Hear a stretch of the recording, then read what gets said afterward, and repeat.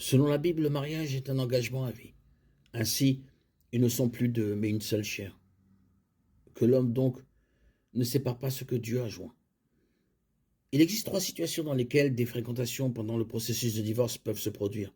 La première est le cas d'un conjoint qui a des motifs bibliques de divorcer. C'est-à-dire que le conjoint innocent a été abandonné par son conjoint non-croyant ou a été trompé par un adultère impénitent. Dans les deux cas, le conjoint innocent est probablement dans un état de trouble émotionnel et de vulnérabilité. La plupart des gens qui traversent un divorce, même si ce n'est pas de leur faute et même s'ils ont des raisons bibliques, sont généralement brisés par les circonstances et ne sont pas dans un état d'esprit propice à sortir avec quelqu'un. Les gens ne prennent généralement pas de bonnes décisions lorsqu'ils sont en train de se remettre. Pour une personne divorcée qui souffre encore ou qui traverse une procédure de divorce douloureuse, sortir avec quelqu'un n'est ni sage ni prudent. Le conjoint abandonné peut en effet être seul, mais prendre des décisions relationnelles lucides et pieuses dans une telle situation est difficile, voire impossible. La troisième situation dans laquelle des fréquentations peuvent se produire pendant le processus de divorce est celle de la personne qui provoque le divorce, c'est-à-dire la partie coupable du divorce. Toutes les indemnités bibliques pour le remariage après un divorce concernent le conjoint innocent dans un divorce pour des motifs bibliques.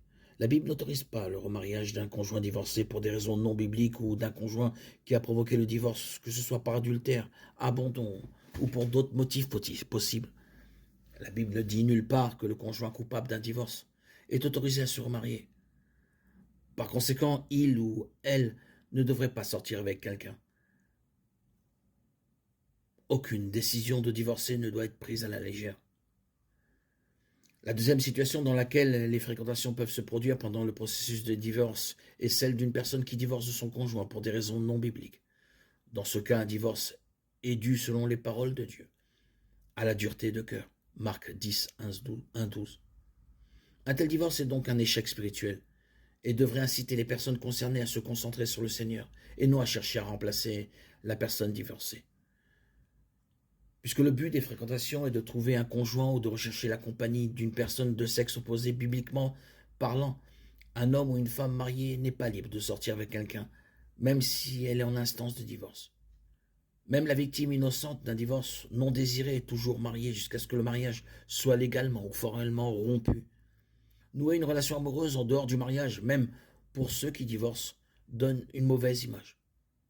Le meilleur choix est de s'abstenir de toute action qui pourrait mettre en danger spirituellement quelqu'un ou donner l'impression aux autres d'une attitude négligente envers le mariage.